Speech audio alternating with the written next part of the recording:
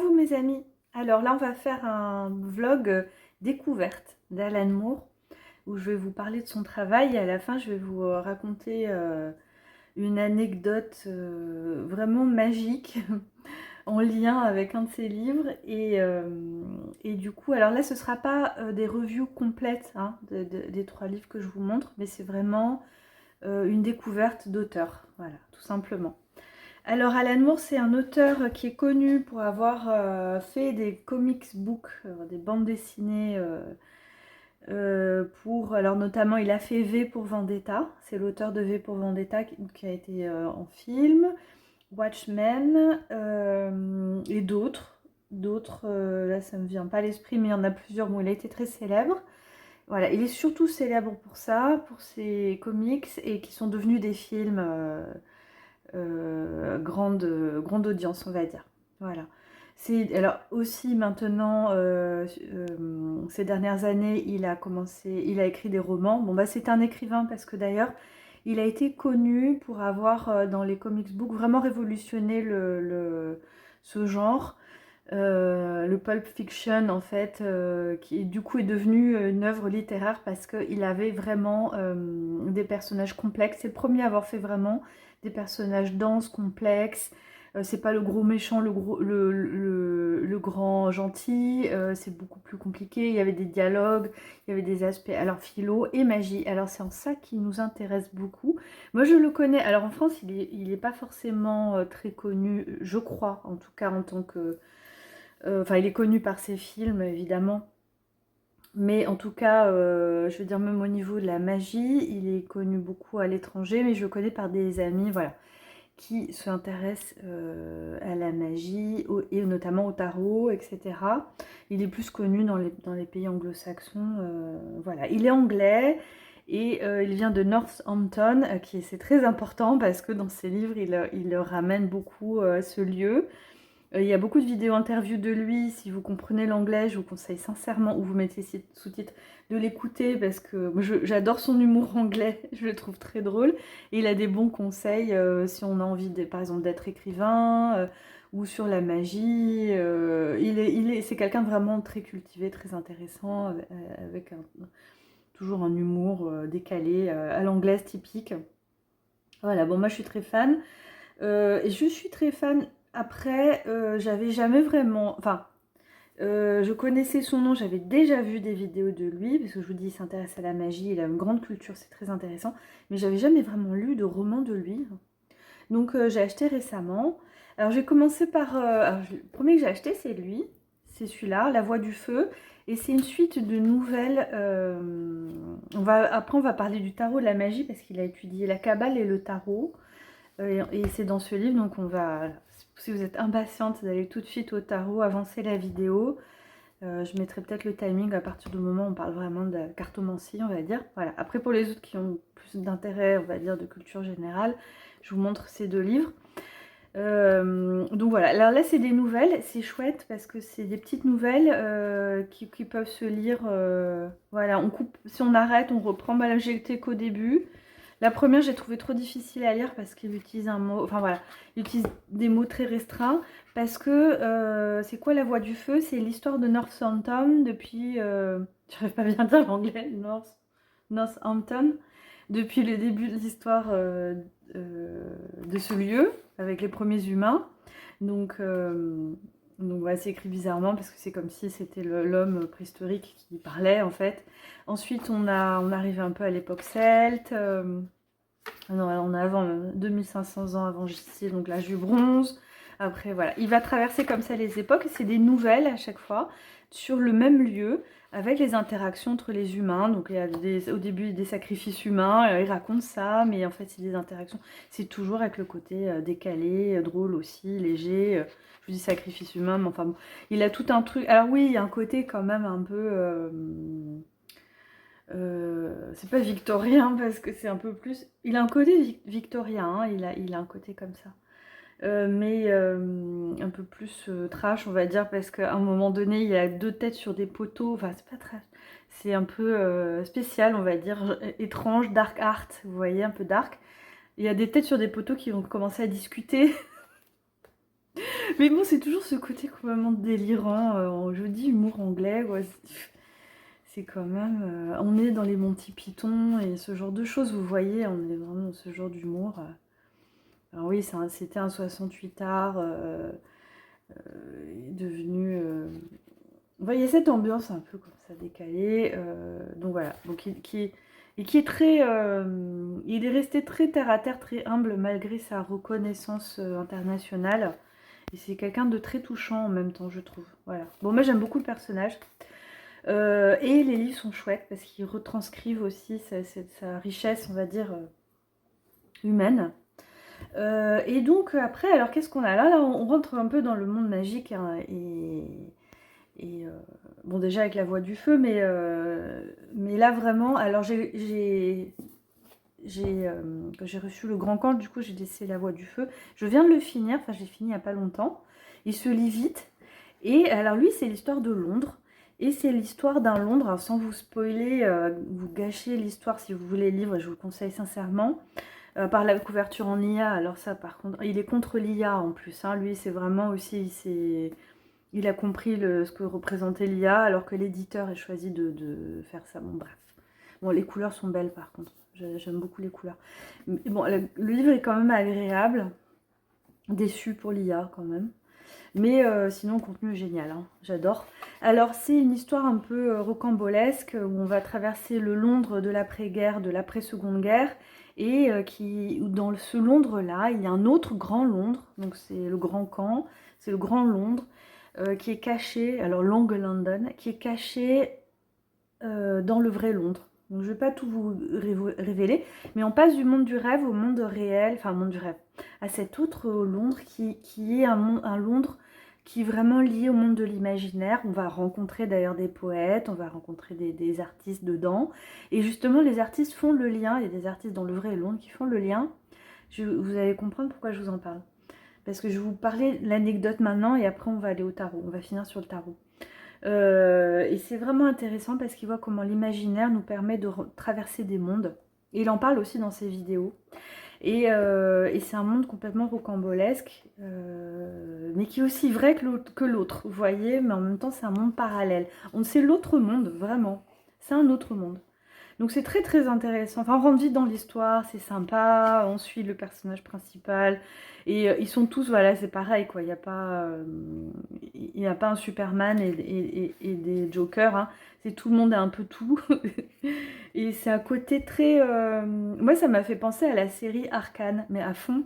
Vous voyez sur Netflix, si vous avez Netflix, il y a une série qui est très chouette, très bien faite. Arcane qui est en animation mais qui pour adultes, quoi. C'est pas un dessin animé pour enfants. Hein. Mais et un monde, un peu un futur à la fois dystopique et en même temps, c'est un genre de steampunk moderne.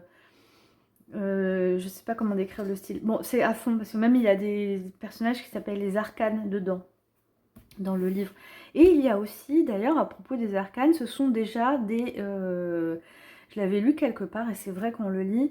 Ce sont des références aux personnages du tarot. Donc on a par exemple la mort du tarot, on la reconnaît facilement elle dans le livre, elle apparaît. Et en fait il y a des personnages dans l'autre Londres qui sont les arcanes, qui représenteraient alors les lames du tarot personnifiées. Vous voyez, il y en a d'autres. Il y en a d'autres que la mort, hein. Il y en a qu'on reconnaît plus ou moins facilement, mais il a fait ça de façon subtile. C'est-à-dire il n'a pas commencé à dire et voilà le battleur et le truc basique. Non, non, il a été beaucoup plus fin dedans, mais on comprend le personnage aussi, l'archétype qu'il représente. C'est un vrai auteur. Voilà, donc il a cherché à nous faire pousser notre imagination. Et alors, on va parler du tarot après. Qu'est-ce qui s'est passé avec ce livre ? Il m'est arrivé un truc quand même assez drôle. Ah oui, il faut que je vais couper, je vais reprendre l'autre livre. Bon, vous verrez rien parce que je ferai la transition. Il s'est passé un truc complètement dingue. Enfin, dingue. J'étais en train de finir les dernières pages, les toutes dernières pages. C'était la veille que je termine vraiment ce livre. Et j'ai eu un rêve où j'ai vu les deux personnages qui sont à la fin du livre, donc le héros et un ami du héros. Je peux pas vous spoiler, mais bon. Je peux vous dire son nom, Clive. Voilà, il y a Clive et Denis dans mon rêve. Et enfin, voilà. Alors, vous savez qu'il y a le monde du rêve hein, dedans. Et je suis à la fin du livre, ils sont dès le début, hein, je vous spoil pas les noms. Donc Live et Denis, ils sont dans mon rêve, je les reconnais en fait, je suis avec eux. Et on rentre dans une bibliothèque. Donc je suis avec eux, on rentre dans une bibliothèque. Et on parle d'un livre. Et du coup, je vais vers une dame libraire en fait, et je lui demande, et je crois que dans mon rêve, c'est Marianne Costa. Bon, en tout cas, le livre, c'était celui-là. Bref, je rentre dans un cadre rouge. Je vous fais pas de dessin, il y a une histoire avec un cadre rouge. Et je lui demande un livre sur la mythologie romaine. Alors moi, j'aime bien la mythologie grecque, j'aime beaucoup, mais romaine, bon. Bon, enfin, elles sont liées, hein, c'est quasiment les mêmes. Et je lui demande ça, et je sais pas comment, et elle va chercher le livre, et c'est un livre en 2 morceaux, le tome 1, tome 2 qui sont liés, un grand livre illustré, ancien, de mythologie romaine. Je me réveille, et en fait, la veille avant ce rêve, j'avais feuilleté le livre, je l'avais déjà commencé à lire et tout, hein, mais j'avais pas lu complètement, j'en étais là en fait. Et je sais pas, j'ai eu l'intuition que c'était dans ce livre-là que j'aurais la référence de ce... C'est venu vraiment comme ça, après ce rêve. Je sais pas si c'est clair ce que je vous raconte. Bref, j'ai eu l'intuition que la référence du livre que j'ai demandé à la bibliothécaire était dans ce livre-là. Notamment parce que je rentrais dans un carré rouge et comme je l'avais feuilleté la veille, bref. C'est vachement dur de tout vous raconter parce que j'ai tellement de choses à vous dire. Bref, ah oui, je me souviens. Et dans le rêve, elle me montrait un nom italien. Elle dit, ah oui, c'est lui. Et il y avait mais c'était Oreggio, mais là c'est Manugio. Bon, ça ressemblait quand même. Et après, elle allait chercher le livre, elle me le montrait. Elle m'a montré ça. Donc le lendemain, je vais regarder, je me dis, c'est dans ce livre-là, c'est obligé. Alors j'ai feuilleté. Et quand je suis tombée là-dessus, j'ai fait oulala, elle était en haut de page comme ça, il y avait un nom italien comme ça quand elle me montrait dans son catalogue de livres lequel était, c'était trop bizarre. Sur la mythologie romaine, je me suis dit mais c'est bizarre, ça n'a pas l'air du tout de parler de mythologie romaine, mais par contre ça me parle, alors ça s'appelle le songe de Polyphile, alors c'est où? Ah là, il est là. L'ancêtre des livres d'emblèmes est le fameux songe de Polyphile. Je me dis quand même, un livre qui... À Polyphile, je me suis dit, ça a quand même un nom qui fait genre mythologie, romain, tout ça. J'ai déjà l'intuition. Et je connaissais pas du tout. Hein. Et je me suis dit, j'ai rêvé d'un livre qui parle d'un rêve. À mon avis, c'est celui-là. Je l'ai senti que c'était celui-là. Je vois le nom en italien, ça correspond au rêve. Bref. Ouvrage mystérieux, hypnotique et complexe. Voilà. Et là, je lis là, tiens, Cythère, effectivement, on est bien dans la mythologie. Donc là, elle raconte, en fait, il y a un lien avec le tarot parce que et voilà, les codes secrets, parce que c'était un livre du Quattrocento, et qui aurait été écrit par Alberti, en fait, apparemment. Et on est, voilà, à l'époque des humanistes, on est là, à l'époque où la création des premiers tarots ont été faits. Donc il est lié, même si lui, directement, il n'est pas forcément lié au tarot, le livre, il est vraiment lié à ce contexte historique. Je me dis, c'est dingue, pourquoi j'ai rêvé de ce livre, mythologie romaine, bref, bon. Alors du coup, je regarde sur Internet, on peut le lire gratuitement sur Internet. Le truc, c'est que c'est un sacré truc. Donc évidemment, je l'ai acheté. Il est super cher, il est à 55 €. Voilà, si j'avais pas rêvé de ce truc, mais alors c'est dingue parce qu'il est comme avec le Grand Camp. Il parle d'un monde parallèle où on rentre par le rêve. Pourquoi j'ai rêvé de ça? Alors, ouais, c'est dingue. En fait, c'est dingue. C'est un livre qui n'est pas facile à lire parce qu'en fait, alors vous voyez, et on va voir comment il est incroyable. On revient sur Alan Moore bientôt, mais bon, je me suis même demandé s'il n'avait pas lu ça pour s'inspirer du Grand Camp. Parce qu'il y a beaucoup d'auteurs apparemment qui se sont intéressés. Rabelais, de Nerval, même des artistes comme Dali, des jardins, Le Corbusier, Château de Versailles et tout. Ils se sont inspirés, ça c'est le traducteur, hein, de Popelin, traducteur en français, parce que ça a été écrit en 1467 et publié en 1499. Voilà. Et là on a l'édition de 1883 traduit en français. Parce qu'à la base c'est en italien, arabe, latin et grec.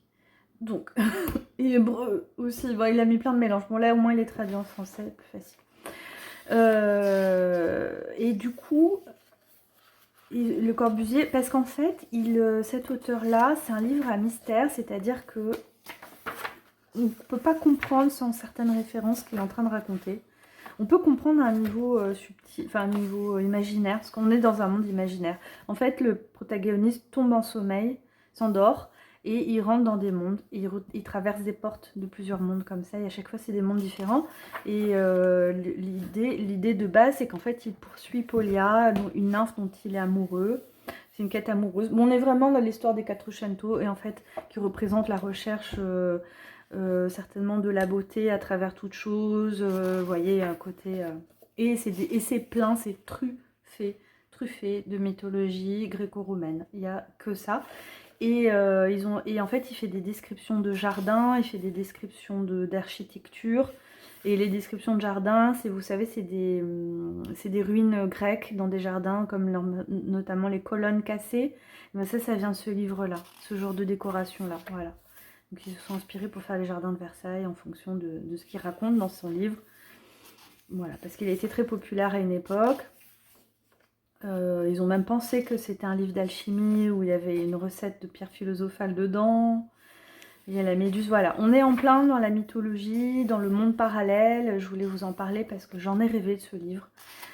Suite au livre d'Alan Moore, voilà. C'est une digression, mais je pense que alors, si vous avez envie de vous plonger dans un livre, il y a plein de symboles, à quoi ça correspond, et lui, moi j'adore. C'est vraiment... il faut peut-être être barjot pour essayer de décoder tout ça et aimer, mais moi je trouve ça, même si je comprends pas tout, je me dis quand même, moi je compte qu'il y en a 12, et là il y en a il y a 2 autres choses. Est-ce que c'est pas des signes astro? Parce qu'il y a quand même le taureau, là il en parle comme un bélier.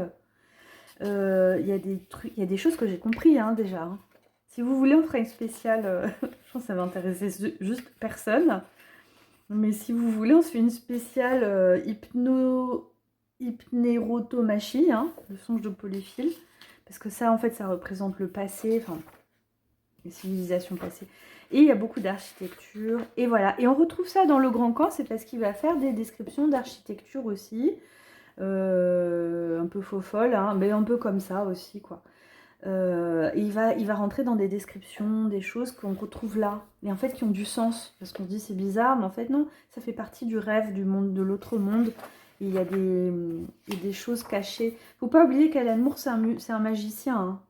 C'est vraiment un magicien, donc il utilise les mots aussi, comme il dit, pour faire des cast spell, tu vois, pour jeter des sorts sur ses lecteurs, mais des bons sorts, c'est-à-dire en anglais, en français on traduit. Envoyer un sortilège. Donc voilà, vous avez des choses. La patience embellit, garde et protège la vie. Et là, ça va s'inscrire dans une histoire. C'est juste incroyable. Bon, voilà. Et j'en ai rêvé de ce livre. J'en ai rêvé. Je ne l'ai pas fini parce que, alors, je ne sais pas si vous avez remarqué, mais il y a à peu près 3 milliards de pages. Hein. Et on retrouve le style aussi de... C'était sur bois, c'était des impressions de plaques de bois, je ne sais plus le nom, qui étaient utilisées pour le tarot. On est exactement dans l'époque de la création du tarot. Et il y a plein d'emblèmes. Et moi, je suppose que le tarot, c'est vraiment aussi lié à des histoires mythologiques, voire même très anciennes. Mais ça, je vous en parlerai une autre fois. Parce que je crois qu'il y a même des histoires de Mésopotamie dans le tarot. Mais en tout cas, il y a bien des histoires de symboles. Et en plus, on avait la même méthode. Voilà. Pavé, travail de l'été. Voilà, et merci Marianne Costa, grâce à ton livre, j'ai retrouvé, enfin j'en ai rêvé, du songe de Polyphile. Et on finit sur une très longue vidéo avec, ça tourne toujours, voilà, avec le Moon on Serpent Bumper Book of Magic. C'est en anglais, je suis désolée, il n'existe pas en français, mais vous savez, vous pouvez utiliser une application qui traduit le texte. Ça fait une photo, donc Google, c'est gratuit, c'est Google Traduction, vous le téléchargez gratos, ça marche très bien, ça marche très bien. Pour l'anglais-français, hein, je ne dis pas des langues un peu plus compliquées, mais... Et voilà, et c'est comme... alors ça, c'est comme le truc de BD, il y a l'alchimie dedans aussi, c'est sympa et tout, bah, ça fait un peu style années 70, 60, 70, il y a des BD, mais il y a des vraies connaissances une vraie érudition dans le contenu de l'histoire, de la magie, de la mythologie. Et je m'éclate. En fait, régulièrement, on n'a pas besoin de le lire de A à Z, je vous conseille pas. Mais l'ouvrir de temps en temps sur des thématiques. Donc là, on est sur... Voilà, il va parler du chamanisme. Donc ça, c'est l'histoire du début du chamanisme. Là, c'est l'introduction. Voilà, la magie zoroastre. Mais c'est vraiment, c'est super intéressant parce qu'il va parler de l'histoire.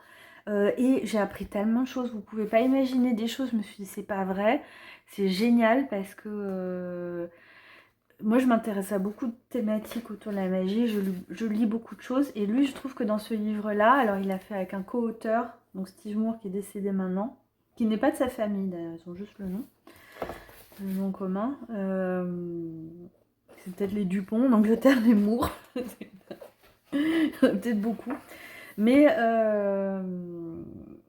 il y a beaucoup de choses qui sont très intéressantes parce que c'est aussi accompagné de réflexions, d'analyses, voilà. Je trouve très très intéressant. Voilà, il va expliquer qu'est-ce que le cinquième élément, par exemple. Il va parler de... Il y a beaucoup de styles de magie dedans. Et c'est inspiré de petits livres où il y avait des petits exercices. Vous savez, nous, on avait le... Comment ça s'appelait? C'est pas Picsou Magazine, un truc comme ça. Ou Mickey. Vous voyez? Et c'est ça, en fait. Ils avaient ça en Angleterre avec des petits trucs à bricoler. Je pense pas que ce soit Picsou. Et vous savez, des fois, on avait même des petits gadgets dedans. Bon, bah, en Angleterre, ils avaient la même chose. Et là, il l'a fait dans cet esprit-là, en fait. Voilà, on a l'histoire de Circé. Mais là, c'est vraiment que sur la magie. Donc, on a des histoires comme ça. On a aussi des petites nouvelles. Voilà. C'est les dieux. On est vraiment dans la mythologie, le mystique, la magie. Et on va aller au tarot. Bon, c'est un livre génial. Moi, j'adore. L'anglais est facile. Moi, je trouve que son anglais à lui est facile à comprendre. Il est clair. Ensuite, on a la Kabbale, alors, si ça vous intéresse. C'est bien parce que, voilà, moi j'ai appris par exemple dans ce livre que le sphinx de Mésopotamie, avec la tête de lion, les ailes, les pattes d'aigle, etc. Les quatre, en fait, les quatre morceaux d'animaux représentent les quatre constellations fixes du ciel. Et c'est ce qu'on retrouve dans le tarot. Bah, il est là. Là, 1, 2, 3, 4. Ces 4-là représentent 4 parties du sphinx qui représentent les étoiles fixes du ciel. Donc là, dans le monde, vous voyez qu'en fait, c'est génial parce que tout se recoupe. Donc ça représente, ça on en parlera, donc avec la mandorle et tout. Mais vous voyez, ça, du coup, j'ai appris ça parce que c'est pas que lié au sein. Alors oui, c'est lié au sein, parce que ça a été relié. Suite au sphinx de la Mésopotamie, les 4 étoiles fixes du ciel ont été reliées ensuite aux 4 saints, mais en fait c'est plus ancien, c'est pour ça, et c'est déjà lié à la Mésopotamie, comme je vous disais. Et ça, il en parle dans son livre. Il en parle, on sait du coup à quoi correspondent ces 4 images-là. Voilà, je trouve ça juste génial. Moi j'adore chercher, comprendre. Dites-moi en commentaire déjà si vous êtes toujours là. Je crois que je parle toute seule. Voilà, et si ça vous parle, si ça vous plaît, je vous dis, voilà, j'aimerais tellement qu'il soit fait en français, mais malheureusement, je pense pas que ça va exister en français. C'est incroyable. Bon, les images sont super, super bien faites, super drôles.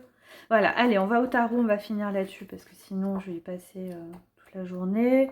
Voilà, et là, on a le tarot. Là, on a le tarot, donc il va nous parler... Voilà, pick a card, beginner guide. Donc il va nous parler des lames. Qu'est-ce que le tarot? Mais je vous dis, il est vraiment intéressant parce que il va parler de la Golden Dawn. Alors il ne fait pas partie de la Golden Dawn. Il a été parfois associé. Non, en fait, il fait partie d'aucun mouvement. Donc c'est aucune. Il est indépendant. C'est ça que j'aime beaucoup chez lui parce qu'il ne s'affilie pas à un mouvement, un culte. Il dit que son culte, d'ailleurs c'est super drôle, il dit quel est le dieu que vous vénérez, et c'est Glicon, c'est un serpent avec une perruque blonde, voilà. C'est lui son dieu, pour ça qu'il est là, avec ses petites boucles. Donc bon, il est très drôle, moi j'aime beaucoup. Donc du coup voilà, comment ça marche, les tirages, et le tarot, la Kabbale, il fait un lien aussi, bon c'est pas le seul, hein. Mais pas que ça, parce que voilà, on va avoir beaucoup de choses. Voilà, il va nous parler de la Renaissance, beaucoup de choses sur l'histoire aussi. Les mineurs, les majeurs, les magiciens, voilà. Et là, on va avoir des descriptions des cartes. Et c'est hyper intéressant. C'est hyper intéressant parce que il va faire des liens avec, voilà, que ce soit la Kabbale ou d'autres choses, ou la magie, et puis ce que ça va représenter aussi à un niveau ésotérique. Vous voyez? Voilà. Donc, mais bon, le tarot, on le retrouve aussi dans d'autres endroits du livre. Là, c'est particulièrement... Là, j'adore, parce que là... alors, bon, là, non, là, c'est les Kabbales. Ah oui, si vous aimez la Kabbale, oui. Il y en a... Voilà. Si, j'aime beaucoup, parce qu'il parle des différents styles d'énergie. On va même trouver les différentes traditions. Il y a son dieu Glicon qui est là. Un dieu complètement factice, qu'un auteur du 19e au 20e avait inventé, et lui l'a récupéré. Alors, donc voilà, et là, ce que j'aime beaucoup, c'est ça, on a les mondes énergétiques, le monde du chamanisme, les Tattvas, il y a plein, il y a tellement... Vous avez vu les Fairyland, c'est super bien écrit, on lit ça, on est là, ah oui, il y a vraiment l'essence du monde des elfes, des fées, l'alchimie aussi, c'est super intéressant et c'est vrai, voilà. C'est pas superficiel. D'ailleurs, je vais vous dire un truc, il a mis plus de 20 ans, plus de 25 ans à créer ce livre. Et Steve Moore, avec qui il a coécrit ce livre, il est décédé, je crois que c'est 2007. Ça fait très longtemps qu'il est décédé et il travaillait déjà sur ce livre. Vous avez un peu l'image du travail. Et en fait, il y a des fans qui attendaient ce livre depuis 20 ans. Hein. Donc c'est pas un travail qui a été fait par-dessus la jambe pour faire des ventes et comme on voit aujourd'hui, des gens qui font des livres qui balancent ça sur le tarot et j'en passe. Il y a des très bons livres qui sortent, mais il y a aussi beaucoup de merde. Hein. Là, non, là c'est vraiment un énorme travail, c'est intelligent, c'est recherché et c'est un vrai grimoire moderne, voilà ce que j'ai envie de vous dire. C'est un vrai grimoire. Contemporain, on a la chance de l'avoir. Je vous dis, si la barrière de l'anglais vous bloque, vous avez l'application. Et vous n'avez pas besoin de tout lire, vous lisez. Moi, je lis pas tout, hein. Je lis des petits morceaux, ouais, vous lisez un encart, le matin avec le café, le soir. Et c'est génial, les démons. Il y a plein de choses. Voilà, c'est le grimoire du 21e siècle, je vous le dis. C'est super intéressant. Même si vous lisez un petit morceau, vous en apprenez tellement. Puis c'est fait de façon assez légère, c'est pas lourd à lire, c'est pas plombant, c'est au contraire, c'est léger. C'est comme des histoires, c'est quand même un conteur, hein, c'est un auteur. Mais sur des bases culturelles réelles, voilà. Bon, je pourrais rester des heures là-dessus, parce que c'est une trouvaille incroyable. Son dieu Glicon, voilà, toujours avec ses petites perruques qu'il aime bien. Et ça c'est Abraxas. Mais ça vaut tellement le coup si on aime la magie. Voilà, il y a le truc comme dans les magazines de l'époque. Vous pouvez découper, faire un petit temple. Vous pouvez faire votre petit temple à Tot, maison, du coup. Ouais, des petits jeux. Vous voyez l'ambiance, hein, c'est quand même chouette. Voilà, bon, j'arrête là. Je vous ai fait une vidéo beaucoup plus longue que ce que je voulais faire. Mais j'avais beaucoup à vous dire. Voilà, bon, en tout cas, on se fera des autres petites vidéos de livres plus courtes, plus légères. Et puis, et si ça vous branche, je vous reparle de lui parce que je pense qu'il y a des clés pour le tarot là-dedans aussi. Voilà.